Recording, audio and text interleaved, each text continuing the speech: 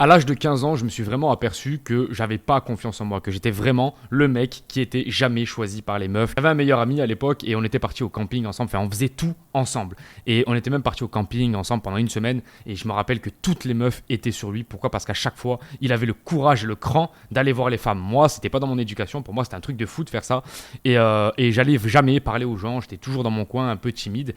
Et je me suis rendu compte qu'en fait j'avais un ego tout simplement qui était surdimensionné. Et c'est pour ça que j'avais cette attitude envers les autres, c'est pour ça que j'avais cette attitude, c'est ce jugement envers moi-même. Je vais être honnête avec toi, ce changement-là, il a opéré quand j'étais à Medellín et que je me suis aperçu en fait qu'il y avait beaucoup trop d'opportunités qui passaient sous mon nez. Par exemple, j'étais à la salle et avec plein d'amis, on se regardait, on était là, on disait putain, oh, elle m'a eyes contact, elle m'a regardé. Et en fait, à la fin, il n'y avait jamais rien. Tu partais, tu rentrais chez toi, t'avais vu un avion de chasse qui t'avait regardé, parce qu'à Medellín, toutes les meufs sont incroyables.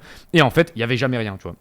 Donc petit à petit, j'ai commencé à aborder à Medellín, j'en parle souvent dans les vidéos, j'ai commencé à aborder et en fait je me suis aperçu que au plus tu abordais, au plus tu étais capable d'aborder et au plus c'était addictif. C'est-à-dire que tu abordes une meuf dans l'après-midi et derrière tu as envie d'en aborder 10, 15, 20, 25. Pourquoi ? Parce que ça y est, c'est comme un second pouvoir, tu es en mode putain mais let's go, vas-y, c'est un truc que j'ai toujours voulu faire, c'est parti, let's go. En fait ce qui s'est passé c'est que c'est devenu carrément dans ma deuxième nature et là aujourd'hui je suis capable, là, par exemple là où je vis actuellement, il y a un rooftop, je suis capable, il y a une milf dans la piscine, je suis capable d'aller l'aborder en mode salut ça va, bon écoute on se capte ce soir ou pas. Et si elle me dit non, je m'en fous absolument, comme je t'en ai parlé dans la dernière vidéo. Mais comment j'ai fait pour arriver à ce stade-là ? Comment j'ai fait pour arriver à aller dans un centre commercial, me taper peut-être 4 ou 5 refus d'affilée et que ça ne me touche absolument pas ? Le premier truc sur lequel j'ai pu travailler, c'est de baisser l'ego. Tu vois, j'ai compris énormément de trucs quand j'ai commencé à faire des vidéos sur YouTube, quand j'ai commencé à gagner de l'argent, quand j'ai commencé à avoir des résultats dans ma vie, c'est-à-dire à aller à la salle de sport, etc., etc.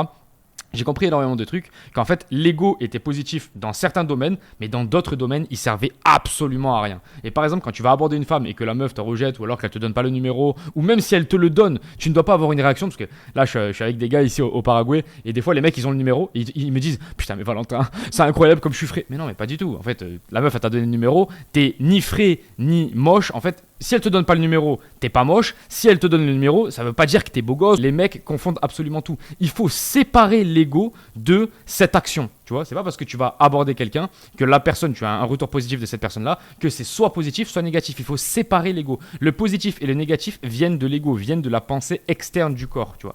Et en fait, ce qu'il faut comprendre, c'est que moi, quand j'ai commencé à vraiment avoir des résultats dans les relations, et encore plus ici au Paraguay actuellement, c'est tout simplement parce que j'ai séparé les deux.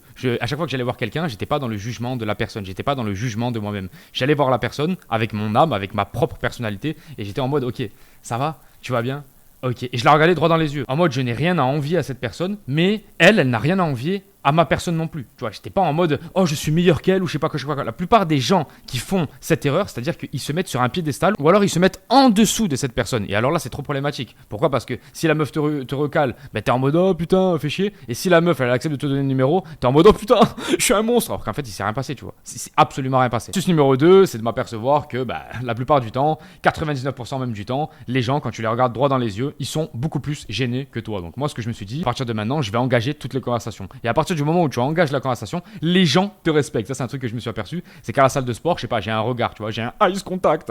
J'ai un eyes contact avec les meufs, tu vois, les meufs elles me regardent et là tout d'un coup je me dis oh putain, trop bien, let's go et tout. Ok, qu'est-ce qui se passe ? Je vais voir la meuf et la meuf elle se dit ah ouais putain le mec il a vraiment des couilles. Or que si tu tournes comme ça autour, j'en vois plein à la salle, ils sont comme ça, je t'ai déjà fait une vidéo là-dessus. Ils sont comme ça, ils tournent, la meuf elle regarde 10 fois, 20 fois, ils tournent. La meuf à un moment donné elle perd le respect, elle se dit ouais, il va tourner jusqu'à quelle heure lui, qu'est-ce qu'il fait, tu vois. Or que si tu prends tes couilles immédiatement et tu utilises la troisième stratégie qui est la stratégie des 3 secondes, c'est-à-dire tu réfléchis 3 secondes et tu passes à l'action. Tu te dis pas oh putain mais attends, je crois qu'elle m'a regardé, je sais pas, là je crois que vraiment j'ai la cote, attends je la regarde là comme ça, ah ouais elle m'a regardé. Tu vas à quelle heure frérot, tu vas à quelle heure, tu vois, parce que elle ne viendra pas te voir, c'est pas du tout dans la culture d'une femme, c'est pas du tout dans la nature d'une femme. Donc soit tu y vas, soit il se passera rien. Maintenant c'est à toi de prendre ta décision, mais tu dois passer à l'action le plus rapidement possible si tu veux passer à l'action, parce que au fil du temps en fait au début elle te voit alpha. C'est-à-dire que si la meuf elle te voit beau gosse, elle te voit alpha. Et au plus tu vas la regarder, au plus ça va descendre. Parce qu'en fait elle se dit mais en fait ce mec là il viendra jamais, ça fait pas preuve de testostérone. Tu m'as compris. Et pour moi le dernier principe aussi que j'ai mis en place et qui a totalement radicalement changé ma vie dans ce domaine là, mais dans tous les domaines d'ailleurs, c'est tout simplement de... Si je sens que c'est une faiblesse chez moi, c'est-à-dire que si j'arrive pas à parler aux gens, si j'arrive pas à commencer à aborder des gens comme ça, de par rien du tout, de par aucune conversation, de par aucun regard, il faut que je le fasse. Parce que c'est une compétence qui est hyper importante pour se créer des opportunités. Et donc si j'arrive pas à le faire, il faut que je le fasse. Et donc comme la loi de l'Hormèse le dit, ce qui ne te tue pas te rend plus fort. Donc si tu comprends bien le principe, c'est que à chaque fois que tu vas t'entraîner à faire ça, ça va devenir de plus en plus facile. Et là, ça fait bien 1 mois que je tape sur ça actuellement et tous les jours, je m'améliore. C'est un truc de fou. J'ai des résultats de plus en plus beaux en termes de relations. Pourquoi? Parce que tous les jours, je pratique. Tous les jours. Il y a des meufs, elles viennent à la maison. Et en fait, je sais pas, c'est une connerie. Si c'était la première meuf que je voyais dans la semaine, bah, ça serait hyper compliqué. Là, comme c'est pas la première meuf qui vient dans la semaine et que je me suis déjà entraîné, que j'ai déjà abordé, je sais pas moi, 20-25 meufs cette semaine-là, bah, le premier contact se fait beaucoup plus facilement et la meuf peut voir la confiance que j'ai en moi et l'aisance que j'ai à lui parler, tu vois. Bien souvent d'ailleurs, elles vont te faire la petite blague en mode « Oh ouais, t'es bien habitué à parler aux meufs toi, non ?» Oui, elles te font ça, mais t'inquiète pas, c'est un bon signe. La plupart des trucs que les femmes vont te dire, t'inquiète pas, c'est toujours pour te dire un autre truc derrière. Tu dois avoir un petit peu comme un sous-marin pour essayer de calculer ses vrais propos, tu vois, c'est toujours comme ça. Donc voilà, tu dois passer à l'action le plus rapidement possible. Si tu as peur du regard des autres, tu dois vraiment le prendre maintenant, tout de suite, et prendre le taureau par les cornes, sinon il n'y a rien qui changera. Frérot, YouTube automatisation, si tu veux changer ta vie, commencer à voyager dans le monde entier, tu peux créer des chaînes YouTube sans montrer ta tête grâce à l'intelligence artificielle. Je t'accompagne de A jusqu'à Z, donc tu es obligé d'avoir du résultat. J'ai fait ça avec plus de 50 chaînes. Premier lien en description. Sur ce, on se laisse là. On se dit à la prochaine. Ciao, ciao.